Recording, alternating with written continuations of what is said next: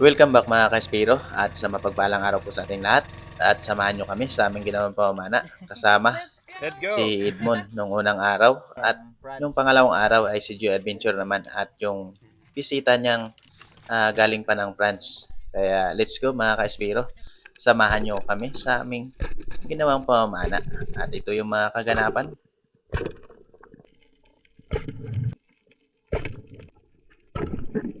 Yun, good morning mga Kaspiro. Dito na ako sa Puerto Princesa at magda-dive kami ngayon. Kasama ko si Edmond. Ayan oh. Alright. Let's go. Let's go. Mga will na at mamana. Yan guys. Abang na lang sa mga mapapana namin ngayong araw. Kaya let's go.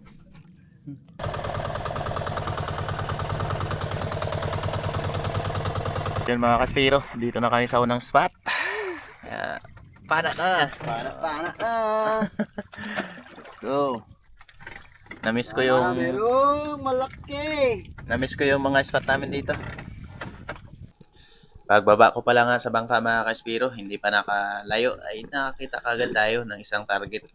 Ito ay isang lifty kaya hindi na natin pinalagpas yung pagkakataon para mapana ito.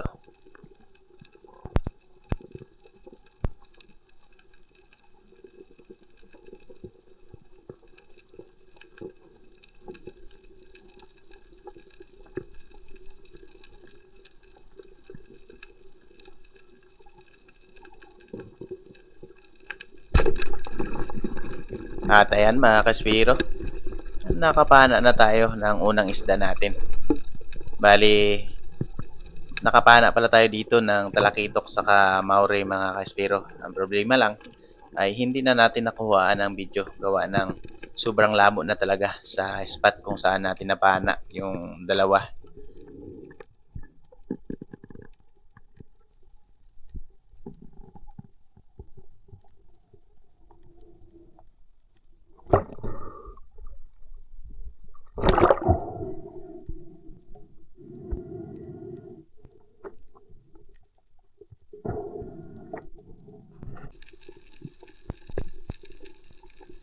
At sa pagbaba ko na ito mga Kaspiro, hanap na naman tayo ng target.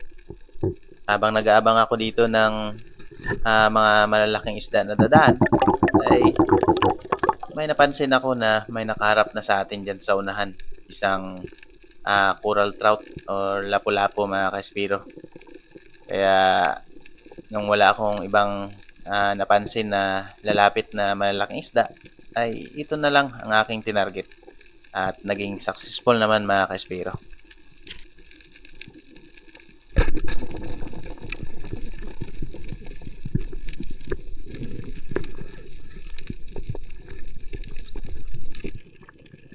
Dahil marami pa akong hangin mga Kaspiro, ay diniretso ko na kagad ito recover para hindi na pumasok pa dun sa malalim na butas ng bato. Kaya ayos, nakadalawa na tayo mga Kaspiro.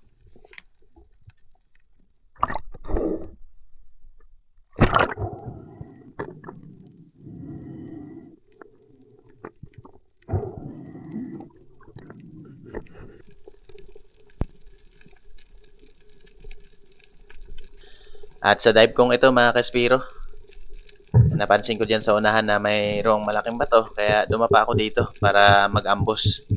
At tingnan na rin kung anong merong nakatira dyan sa malaking bato. At habang nag-aantay ako dito ay may napansin akong grupo ng mga lifty at may dalawang red bass pa. Kaso nga lang, medyo mailap yung red bass kaya ang pinagtuunan ko ng pansin ay itong grupo ng mga lifty. At habang nag-aantay ako dito sa ilalim ay namimili na ako ng target mga Kaspiro dahil merong mas malalaki, 2 piraso sa grupo. Kaya inantay ko talaga yung tamang pagkakataon para mapana natin yung pinakamalaki mga Kaspiro.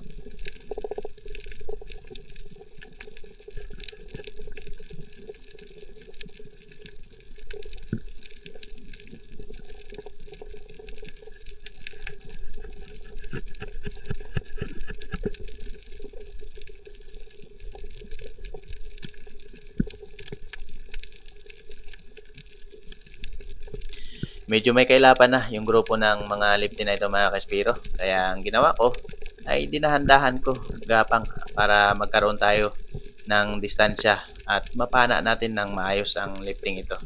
Dahil malaki na mga kaspiro, mahigit 2 kilo na yung pinakamalaki nito. Kaya nung nagkaroon tayo ng pagkakataon ay naging successful yung ating pagpana mga kaspiro.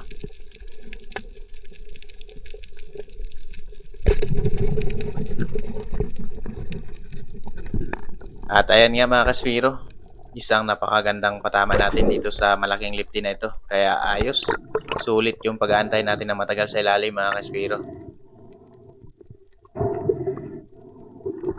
Dito lang pala ako nanghan sa mababaw mga kaspiro, gawa ng pag doon na ako sa kantuhan sa malalim na parte ay sobrang labo talaga at halos hindi na makita yung ilalim. Kaya dito na lang ako nagtiyaga sa mababaw dahil may nakikita naman akong mga target dito, mga lifty at surahan. At pinagtiyagaan na lang talaga namin ito ni Bro Edmond para makahuli kami ng mga isda.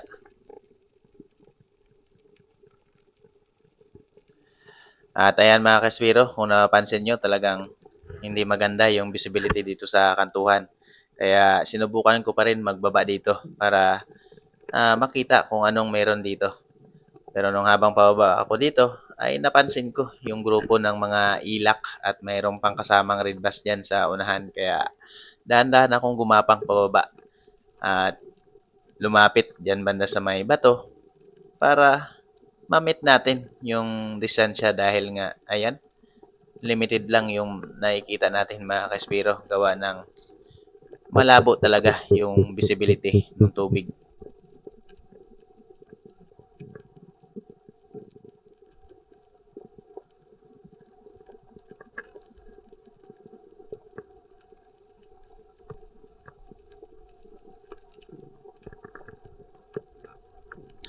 May kailapan na rin yung mga isda dito sa spot na ito mga kaspiro. Gawa ng lagi rin ito pinapanaan ng mga kapwa nating spiro. Kaya talagang patagalan or pahabaan ng hangin yung labanan dito mga kaspiro para maantay natin yung isda at mapaamo pa natin ito.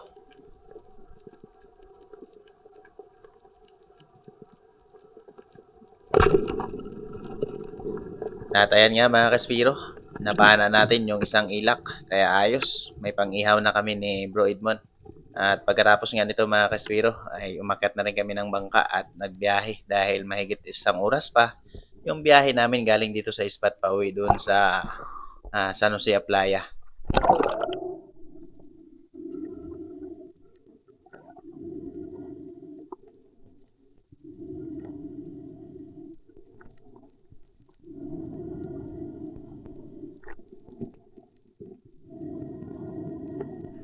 Nakapana pala tayo dito mga kaspiro ng isang Maori at isang Yellowtail Trevally.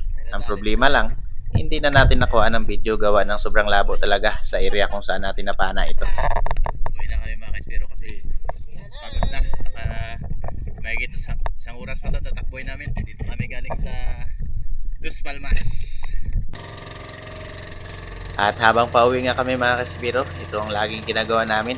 Ay, nag-iihaw kami para bago kami makarating doon sa tabi ay makakain na kami mga kaspiro dahil sobrang gutom talaga. Dahil simula maga hanggang hapon ay walang kain mga kaspiro. Kung may dala man kaming merinda ay merinda lang saka tubig bago balik na naman sa pamamana. Kaya ito talaga yung pinakamasarap sa lahat mga kaspiro. Pag-ahon, yung mag-ihaw ng isda tapos may baon na kanin, ayan, masarap yung kainan mga kaspiro.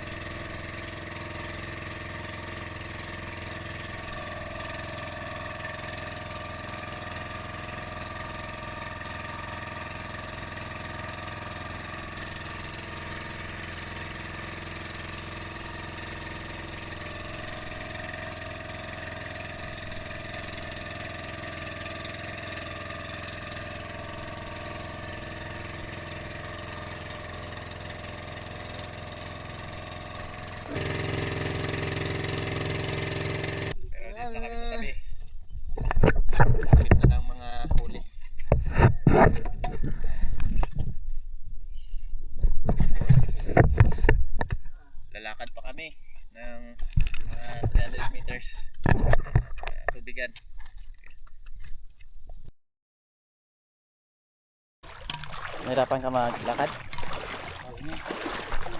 Yung paa mo kasi hindi marunong mangamoy ng brook eh. Ha? Hindi marunong mangamoy ang paa mo ng sinilas. Sanay kasi ako na. Kasi dito kasi pagdadaan medyo no, marami kasi mga tubig yun dyan. Kaya nga. Yan, good morning mga ka-Spiro. Bali, pangatlong dive ko na ulit dito sa Puerto. Ngayon, kasama ko na naman ito. Ayan. Let's go! Kami naman magkakasama dito ngayon sa Puerto, mga ka-Spiro. Kaya, abangan nyo kung ano yung aming madadali. Dahil may kasama kami, dalawang bisita niya. Ay. Bakbaka na naman. Para sa video. Oo. May nabot na ng isda. Kaya nga.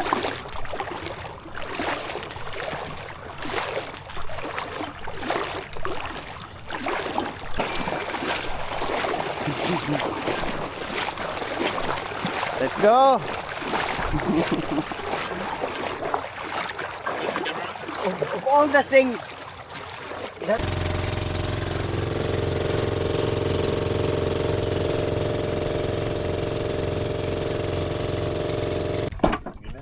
Let's go. Yes. Let's go. Let's go. C'est parti. In French we say c'est parti mon kiki. C'est parti mon What's that? kiki. It's like let's go. Ah, okay. c'est parti, c'est parti. Ba na ako para manghunting kung ano yung makikita natin dito sa spot. Let's go. Pagkababa ko nga sa bangka, mga Kaspiro, ay humanap ako ng area na pwede kong ambusan. At dito ay nagulat pa ako na tatlo pala kami dito sa ilalim magkakatabi na nag-ambos, mga Kaspiro. Ayan, si Felix at dito naman banda sa kanan si Joy Adventure. Kaya ang ginawa ko dito ay binidyohan ko na lang ng saglit at umahon na rin ako dito para lumayo sa kanila at humanap ng target doon sa mas malalim.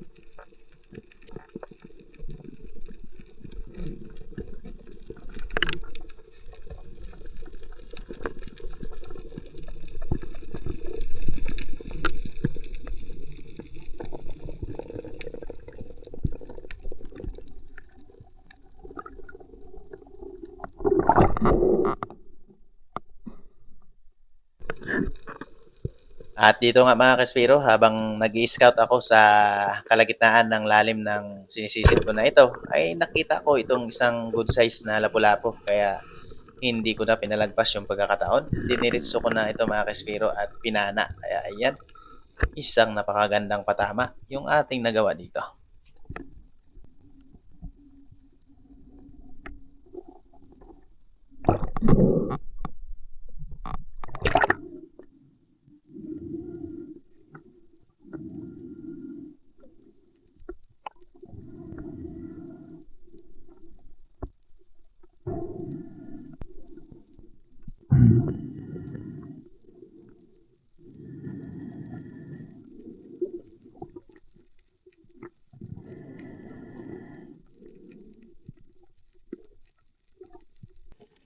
At sa dive na ito mga Kaspiro, ay nakapana tayo ng isang malaking barakuda.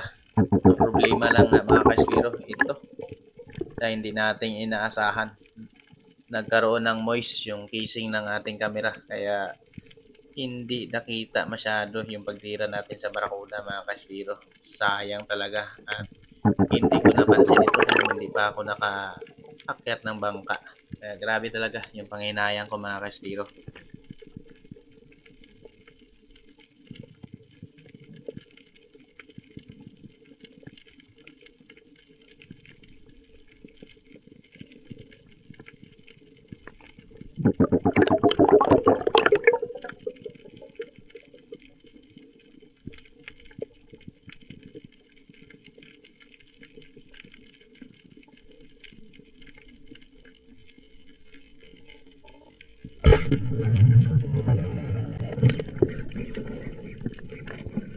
At ayan mga Kaspiro, isang napakagandang patama yung nagawa natin dito sa Barakuda.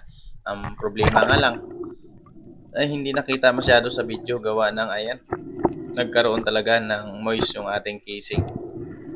Kaya pasensya na talaga mga ka-Espiro.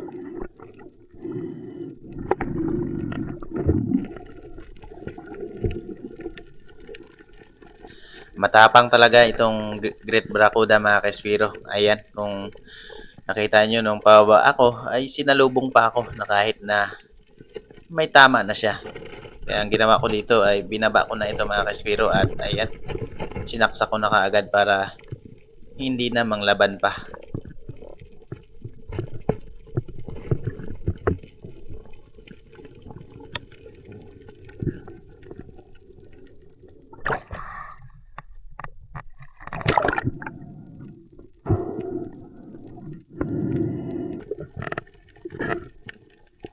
Bali, pagkatapos nga natin siyang patayin mga ka-Espiro, ay iniwan ko muna gawa ng ayan.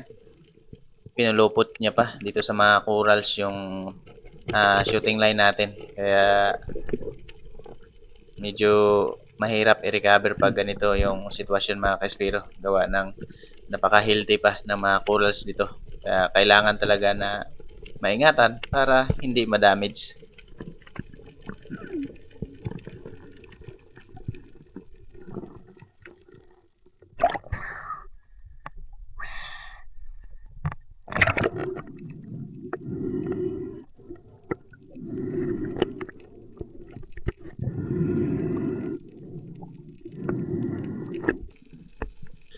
Pagkatapos ko nga ma-secured yung Barracuda mga ka-Espiro, ay muli akong nag-ambush dito dahil nung pagkapana natin ng Barracuda ay lumabas itong grupo ng mga Big Eye Emperor.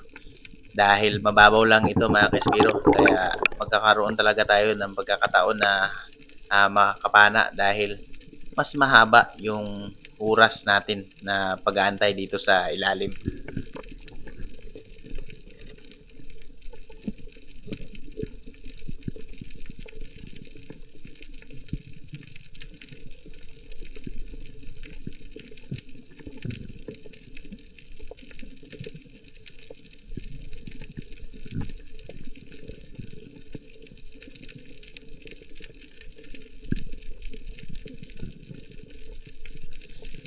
Kung sa pagulangan lang mga ka-Espiro, itong Big Eye Emperor ay matalino na, magulang pa. Kaya kung hindi ka marunong magdiskarte dito para makapana, ay hindi mo talaga ito mapana mga ka-Espiro. Kaya ang lagi kong ginagawa dito ay tinataguan ko sa mga malalaking bato at sa malalaking corals. Kasi kapag nakatago yung katawan mo, ay naging curious yan sila. Lalapit at lalapit yan mga ka-Espiro. Sisilipin ka kung anong ginagawa mo doon. Kaya yun din yung pagkakataon mo para mapana sila.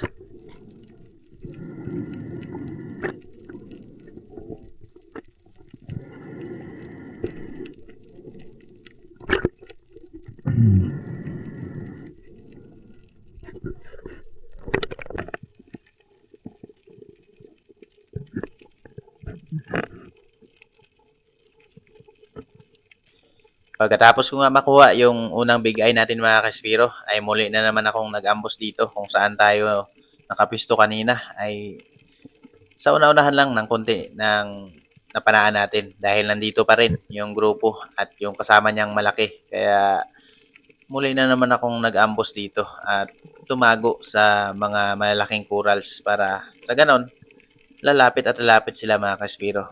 Kaya dito nagkaroon naman tayo ng isang napakagandang pagkakataon para makatira ng Big Eye Emperor ulit mga ka-Espiro.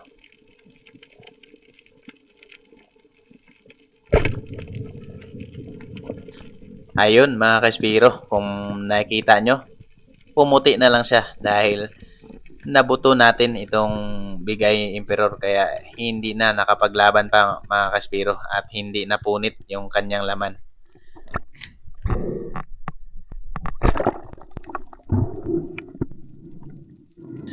Sobrang saya ko talaga dito mga ka-Espiro dahil nakapana na tayo ng suno, Barracuda at isang Big Eye Emperor tapos nadagdagan pa ng isang Big Eye ulit. Kaya ayos, solve na yung hinahanap naming pang-ulam.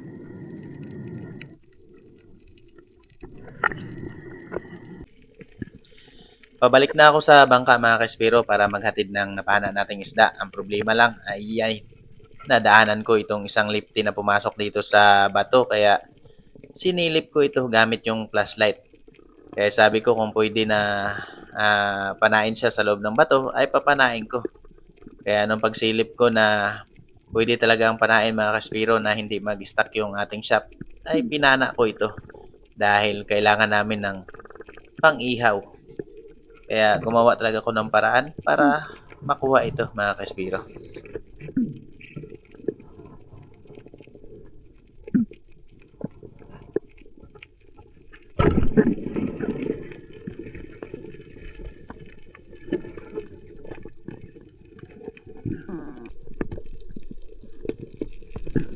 Pagkatapos ko nga panain mga Kaspiro, ay muli ko itong binalikan. At ayan, dinukot ko pa doon sa kabila para may tulak palabas dito kung saan natin napana para madali nang hugutin. Kaya ayan, successful yung ginawa nating diskarte dito mga Kaspiro. Nakapana tayo ng isang lifty at solve na yung pang-ihaw natin dito. Kaya pagkatapos nito ay talagang bumalik na ako sa bangka mga Kaspiro.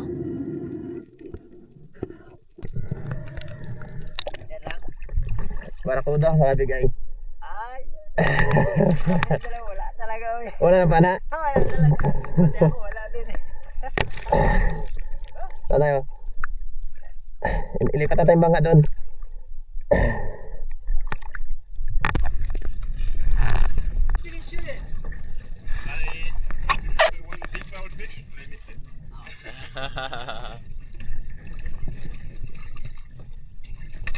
Kuya na, walang video. Wala huli ka, bro.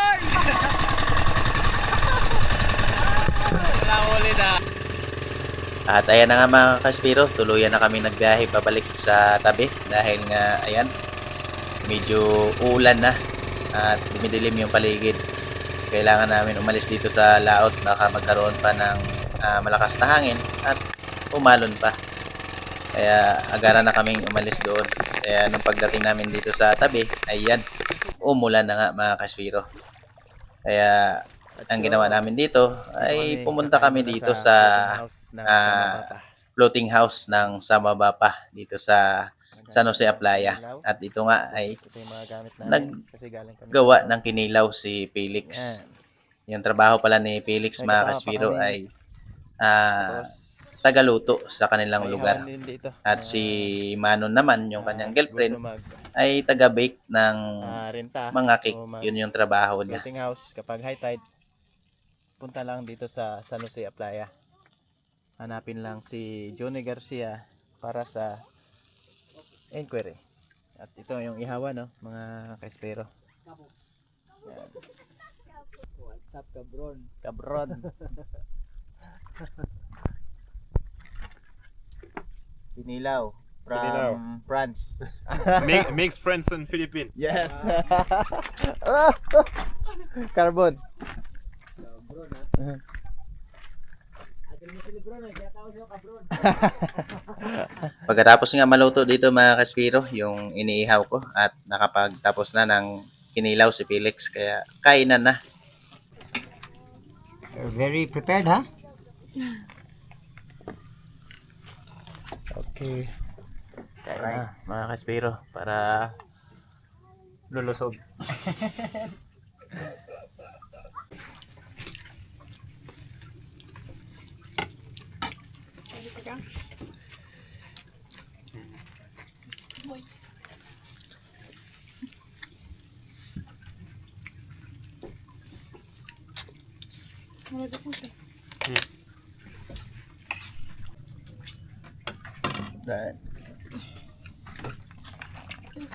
Pagkatapos nga namin kumain mga Kaspiro ay nag-prepare na rin kami ng mga gamit dahil uwi na. At si Bro Anthony ay kailangan talagang makauwi ng maaga dahil may biyahe pa siya pabalik ng El Nido dahil may biyahe siya papuntang Puron ulit. Special pa, ha?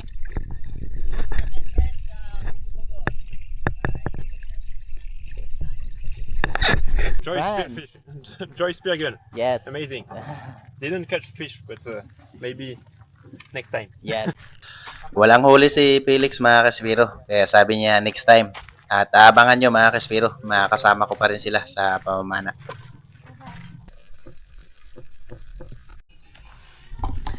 Yun, isang mapagpalang araw po sa atin lahat mga kaspiro. At maraming salamat po sa lahat ng sumusuporta sa aking channel. At masaya po ako ngayon mga kaspiro, gawa ng dati halos walang nagpapa-shoutout sa atin. Pero ngayon, dumadami na po kayo. Kaya ito, magsa-shoutout po tayo sa unang shoutout natin kay Dennis De La Cruz at sa lahat ng mga De La Cruz family sa Naik Cavite. Kaya maraming salamat po sa inyong suporta.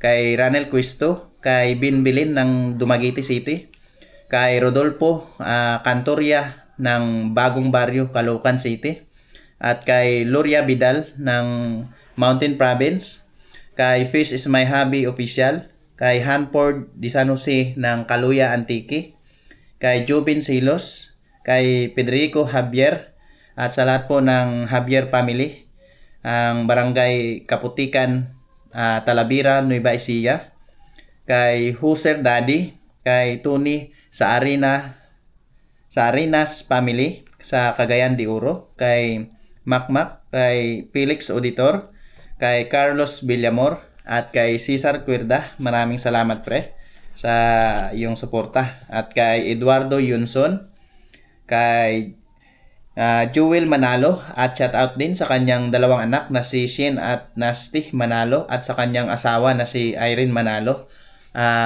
Shout out po sa inyo dyan sa Lipa City. Maraming salamat po sa inyong suporta.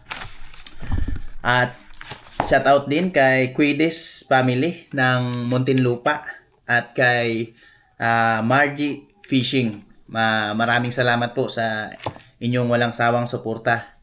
Kaya samahan nyo pa po ako sa marami pa nating gagawing pamana sa ilalim ng karagatan. Kaya let's go mga kaspiro!